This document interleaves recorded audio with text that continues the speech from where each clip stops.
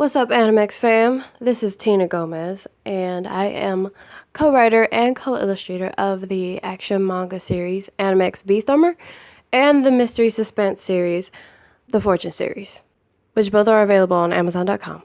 Anyway, getting to the video, as you can tell by the title, this is pretty much me just showing how you can shade an anime character.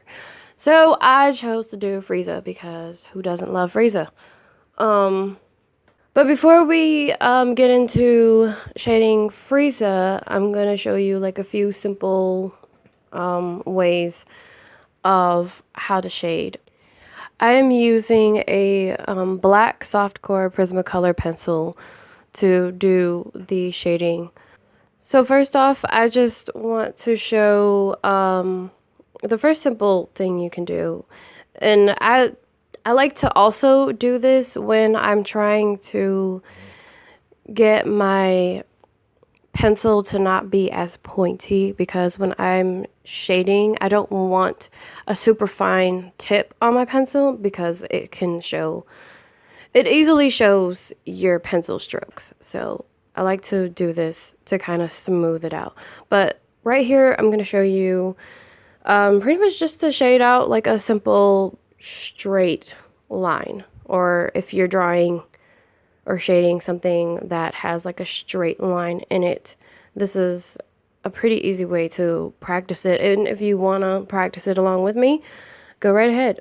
But what I'm going to show you is how I shade from dark to light. As you can see, I start off pretty dark and then I start to like fade it on out and I get lighter and lighter. And you want to try to keep it pretty even. Also, another tip, when you do shade, go over it as many times as you want to get like a nice even fade. Okay, so now I'm gonna show you guys how I shade with like a circular shape or an ovular shape or a spherical shape. It's pretty much the same concept, dark to light, but because it's not a straight line, it's a little more challenging.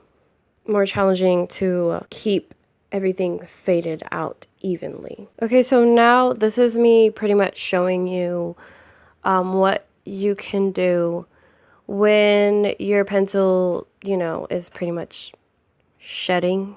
I don't really know what you want to call that there, but when you have like little crumbles of your pencil because this is a soft core pencil, that happens a lot. So I'm purposely smearing the pencil to show you when you're working with this kind of pencil, you should never try to wipe those crumbles away because it will leave a mess on your paper. And here I'm correctly getting rid of those pencil crumbles by I simply just blow it away. But another tip, if you really do have to wipe it away because it's not fully moving and there's still pieces there, just do like the slightest swipe, and do it quickly too. Just do like the slightest, quickest swipe you can. That way you can avoid too much smearing, or maybe not even any smearing at all. All right, now we're on to Frieza. Frieza is ready. I sketched him out, and now I'm going to show you how I pretty much how I draw any piece. I am right-handed, so all you right-handed people out there, I would start from left to right. What I mean is start sketching or drawing out, or even this comes to any medium, whether you're painting or whether you're drawing. If your paper or your canvas is flat, I highly recommend, if you're right-handed, to start on your left. And also, you should always start from the top because you want to avoid that smearing. If you're left-handed, vice versa. So I start out by outlining anything that needs an outline before I get into the shading. I did not sketch all of the highlights, I did not sketch all of the areas that are going to have shadows, so I'm just simply doing that right here. So when you are choosing to do shadows or highlights, it's a little different with Frieza, but for his face, I pretty much chose to do the light source on the left side of his face. So all my shadows are going to be on the right side of his face, and that's why you see you're going to see most of the shadows on the right side of his face. And when you're doing your own piece of art, it is entirely up to you where you want your light source to be, where you want your highlights to be, where you want your shadows to be. Even if you want to put them in many different spots, just kind of keep in mind the realism behind shadows and highlights. So Frieza has a combination of shadows and highlights in the top part of his head. I'm going to choose what I want the darkest to be as opposed to the lightest. So you're going to see really dark areas, and then I'm going to have my medium areas, and then I'm going to have my highlights. With this particular character, the highlights and shadows present are very specific. So right here, I'm starting off with the darkest shade. Because I want to do the left to right shading because I don't want anything to smear, I'm moving on to his face, and what I'm doing here is these are the spots where I chose the highlights and shadows to be. So I have a really, really light shadow, and then I'm fading that into more of a darker medium-ish shadow. Right next to the darkest shade, I'm going to do a medium shade, and then after that medium shade, I'm gonna do a highlight, and then pretty much I'm gonna repeat that process. Okay, because Frieza is a unique character, the shadows and the highlights in his head are actually going to be spread out in different areas of his head. So I'm not just going to do that technique that I showed you where you do dark to light. I'm actually going to be doing dark to medium to light to dark to light to medium. So I'm pretty much just going to show you guys how that should look with this specific character. Right now, this is my medium color. I have my darkest color, and then if you can see that little triangular looking piece between, like right in the middle of the medium, is going to be one of the highlights. So that's what I mean. Like, it's going to be spread out. It's not just dark, medium, light. It's a combination. So that is my dark, my highlight, and my medium color, and I'm just going to repeat this process throughout the rest of his head. I'm going to keep the colors even too. When you are shading, start out like this right here. This is the lightest shade I'm going to do other than the highlight. So you want to make sure you have a very, very light hand, and you want to shade as light as you can. And don't get discouraged, because I know that sometimes it gets a little patchy. When a technique I have for that, when you're shading, instead of shading one spot and then shading where you left off, kind of go a little bit like halfway into that spot you already shaded to kind of make it even. As you can see, I'm not shading where I left off. I'm going back into what I already shaded to kind of make everything faded out evenly.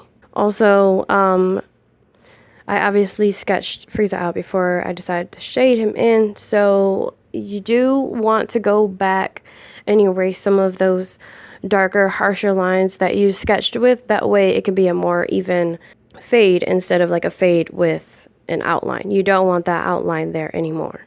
Also, keep in mind when you're doing your medium and light colors, when I'm blocking in my medium color, a lot of times I do start out lighter, or I do start out with that medium. That way I can make sure everything turns out even. Because I'm done with most of the left side of his head, I'm going to start moving more towards the middle and moving towards the other side, because like I mentioned, right-handers, you want to start left and then work your way to the right.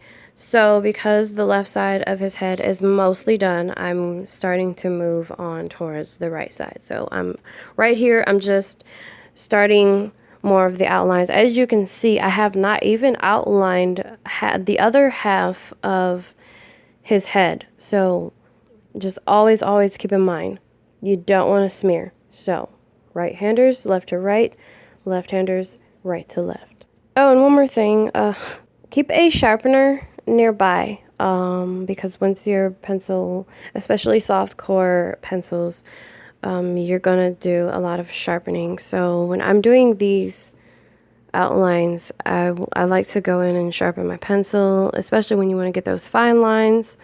Now, before moving on to the right side of his face, I'm going to finish the top. You want to make sure, like I mentioned, you do the top first as well, because you just really don't want anything to smear. So finish the top before you move on to the left side of his face. And left-handed people, finish the top before you move on to the right side of his face. Before we finish Frieza, here I am showing you what I was talking about earlier about doing whatever way you choose to shade, stick with that way. You don't want to do vertical and then go in horizontally, because then you're going to be able to tell. You're going to see the difference between vertical shade and then that horizontal shade. It will be kind of like a bit of a divide between the two.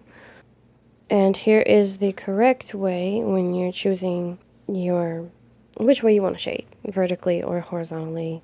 It just becomes one even color. You want to match pretty much the rest of Frieza's body with his face. As you can see, there's more shadows on the right side of his face than it is his left. So you're going to do that same thing with his body as well.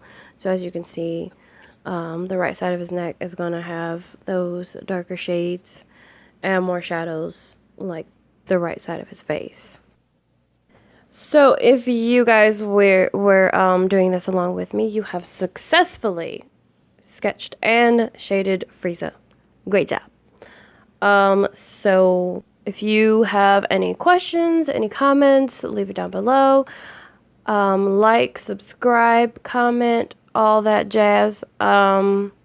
This video is an example of basic shading, in my opinion, because what you're doing is you're just pretty much following, you're just blocking in the different areas. You're not really blending.